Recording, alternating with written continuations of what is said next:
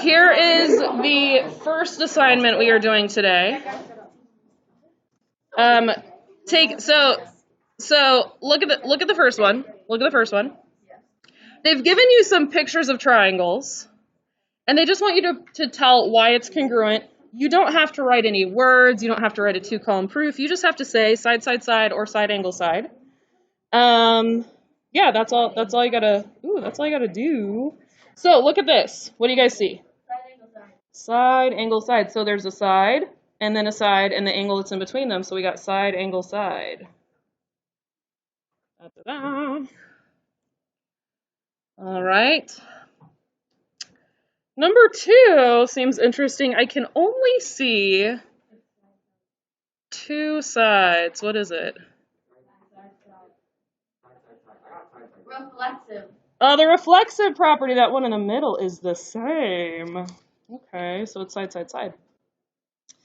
Number 3 is one of these problems where it would probably be helpful to separate them. Would you guys agree? It's kind of hard to see the picture right now, the way it is.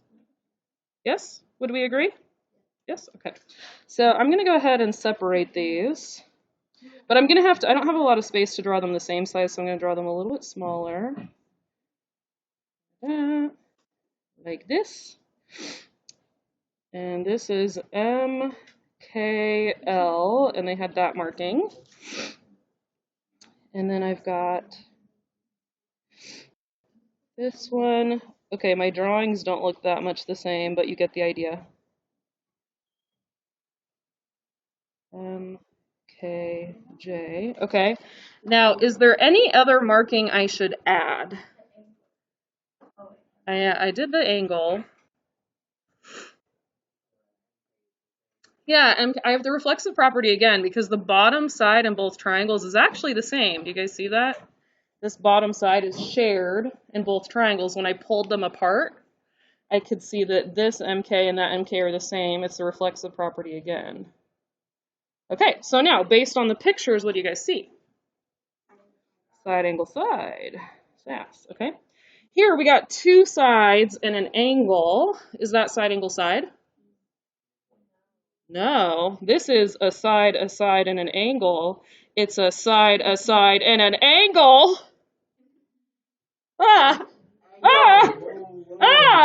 That's not a thing. These are not congruent. Not congruent. Oh my gosh. Not congruent. No. No.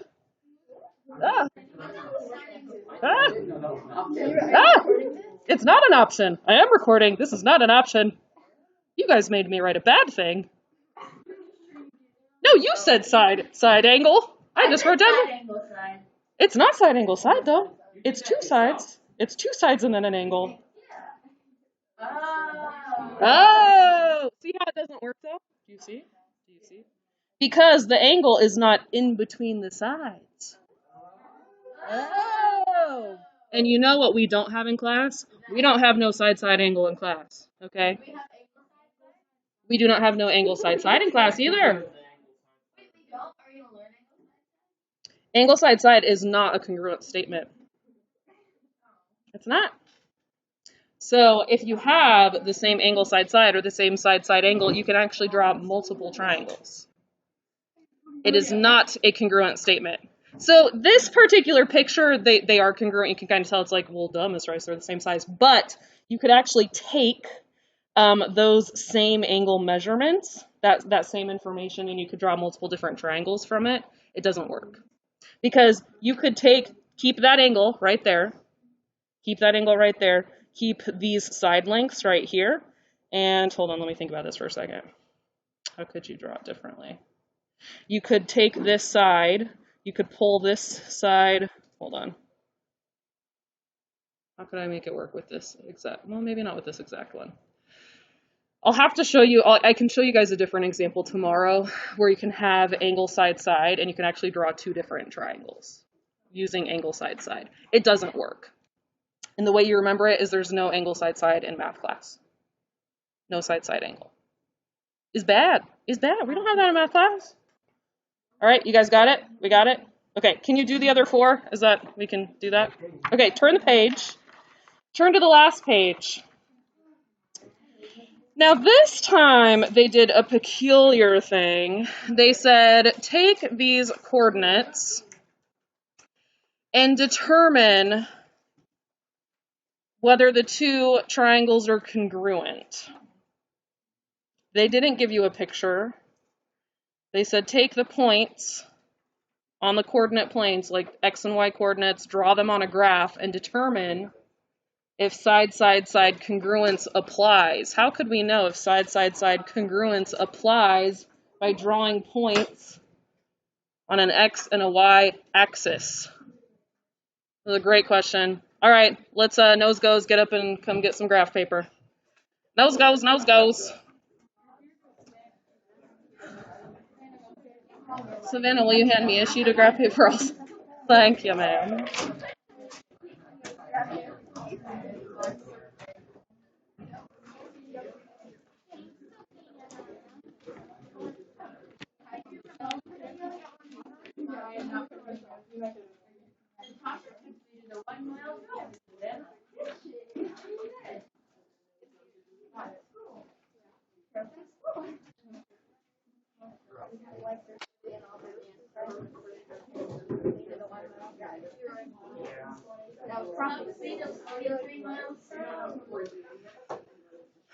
Once you have your graph paper, go ahead and start graphing the points.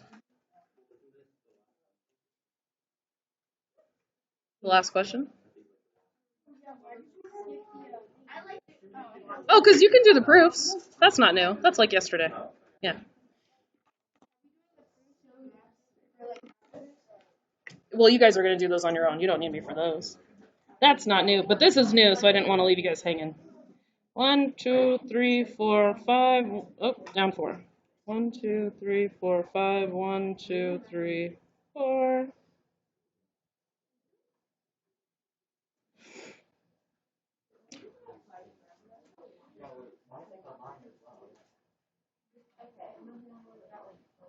I got a line.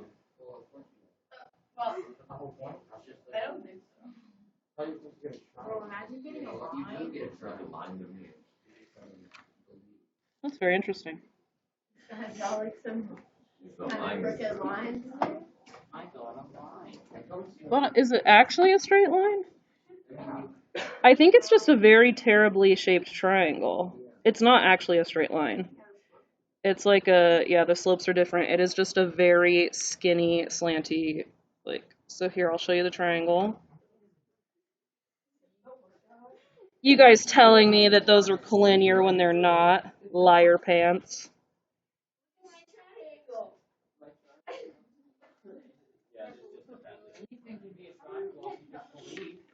Yeah, anything can be a triangle if you believe in yourself. Anything could be a straight line if you believe in yourself.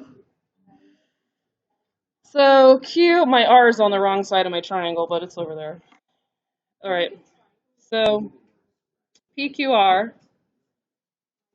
All right. Okay, and then my other one, we have 2, -1. 1, 2, 3, 4, 5, 6, 7, 8, 9. 1, 2, 3, 4, 5, 6, 7.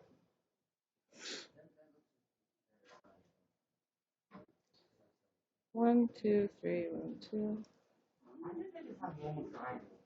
This kind of has the same look where they almost look like they're in a straight line, but not quite.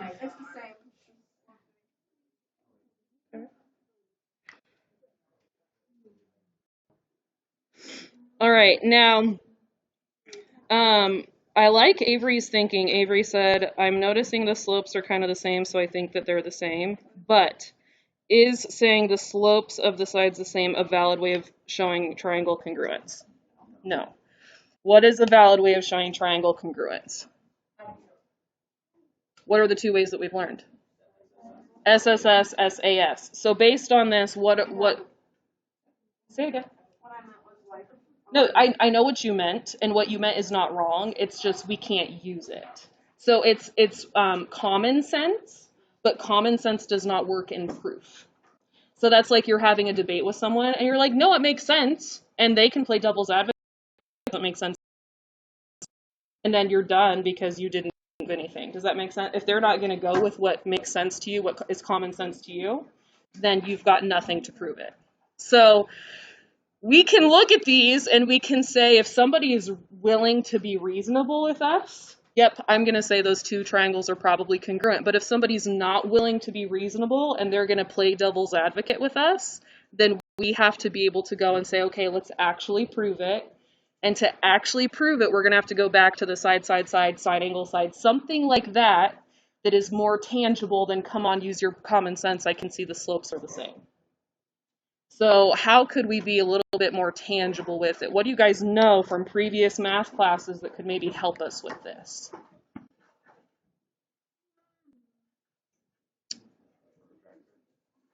Protractor. So you want to start measuring angles. What if we didn't draw this perfectly?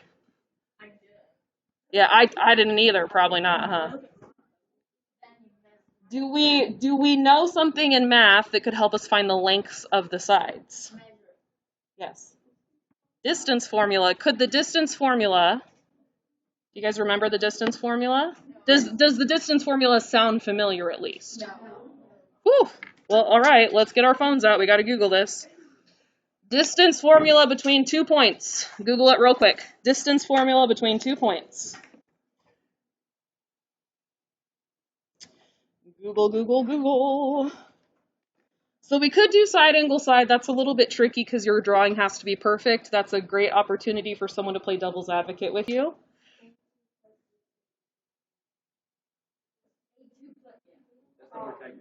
It is the Pythagorean theorem. The distance formula is based on the Pythagorean theorem, yes.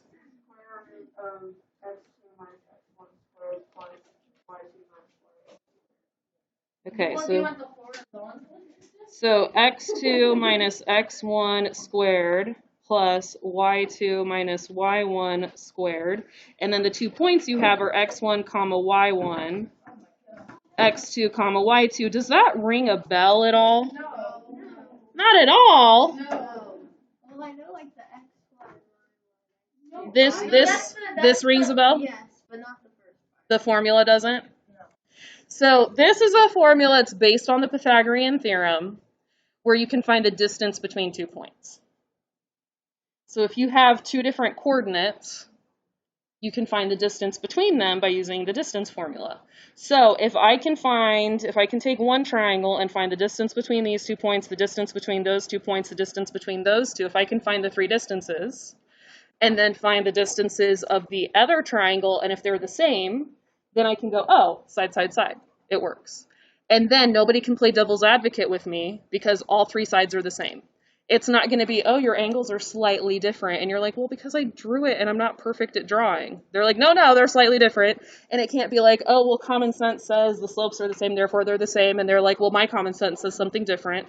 Then we're going to say, we proved it. You can't play devil's advocate because the three sides are the same. And the three sides are the same. It's proved. You can't even argue with that. Does that make sense? Okay. So let's go ahead and take this. It says PQ. Now, the only thing that matters, do you guys see how it says 2, 2, minus 1, 1? So it just matters that we're consistent, okay? If we start with 1 point, we have to start with the same x coordinate for the point, the same y coordinate for that point when we subtract. So for P and Q, I'm going to do a big square root, and I'm going to do the y minus the y. Or sorry, we're going to start with the x's actually. X minus the x. So I'm going to have negative 3 minus 5 squared plus 7 minus negative 4 squared.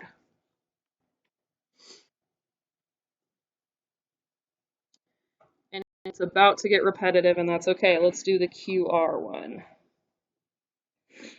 So QR, we're going to do 0 minus negative 3 squared plus 2 minus 7 squared.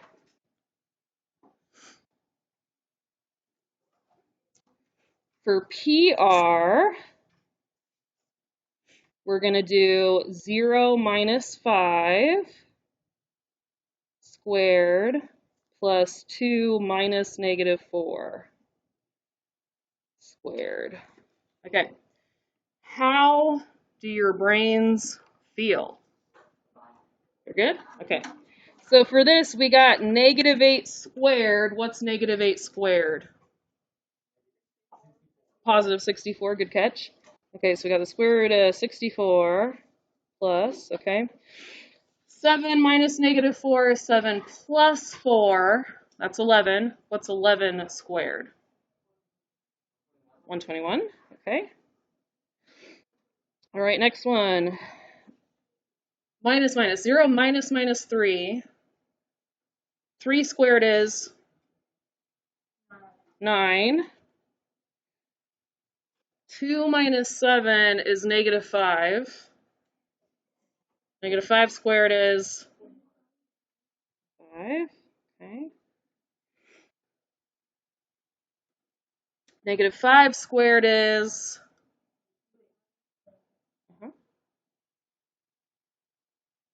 2 minus minus 4 is 6. 36. Okay.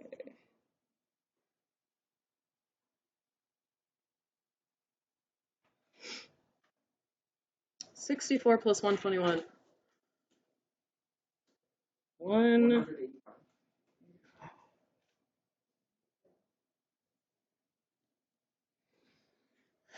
9 and 25. 36. She meant 34 as a typo. 25 and 36.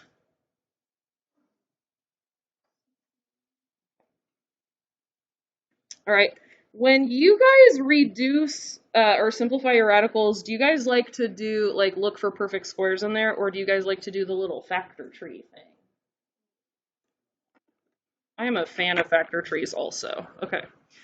So, a lot of math teachers like the perfect square thing, and I'm like, but that requires that your brain is good at this. Why? I like the... Okay, what number should I try to divide 185 by? 10? It was a typo. He meant 5. Is 37 prime? I think 37 might be prime. Is 37 prime? Yeah? Yeah? Okay. Yes? Yes? Okay. So that means since 37 doesn't divide by anything, that means that 185 is like it. We're done. I think that's, yeah, can't do anything else. Okay. 34. I think this one's going to simplify. So what should we divide 34 by? Okay. 34 divided by 2. Dang it. That one's prime too. Okay. We're like, these are some good numbers. I like these ones. We can be done. We can be done after the first step. Okay. Is 61 just prime the way it is? Maybe divided by 7. Nope. I don't think it's divisible by anything. Oh, if you have, so a nice trick to see if numbers are divisible by something is you can do 61 divided by x, like this. And then you can do second graph, and you can just look through, because if it's divisible, you'll find something that's not a decimal. See that? It does not appear to be divisible by anything. All right. Dang, they were all... Okay, I guess we're done. So, if this is going to be congruent by side, side, side, what's going to happen when we do these ones? All the answers are going to be the same. Does that make sense? And based off the visual that we got, we are probably going to have the same answers. Does that make sense? Okay. I'm going to leave you guys to it to prove that other part. So you've got that one problem. The other problem, now graphing it, the way that we graphed it, that was not required. You did not have to graph it to do this problem. But if you want to graph it because it helps you to see the picture so that you can use your common sense, you might graph it, see the picture, and go, there's no stinking way. But you cannot say, Miss Rice, they're not congruent because there's no stinking way because I looked at it. Does that make sense? I'm going to say, well, I don't agree with you. Why is there no stinking way? And saying, Miss Rice, there's no stinking way because it doesn't look right. I'm going to say, well, I think it does look right. You're going to have to prove it to me and say, well, Miss Rice, I did the distance formula, and the side lengths are not the same measurement, and then I'll say, oh, now I believe you. Do you see how devil's advocate can work both ways? Okay, so for the next one, if you draw them, you still have to do the distance formula to show me the distances are or are not the same. I don't know if they are or not. I have not made the answer key yet. Make sense? Yes, Ms. Rice. Marvelous. Okay, so you guys are going to get started on this assignment. I'm going to start putting the answer keys in the back of the room as I come up with them. Sound good? Cool.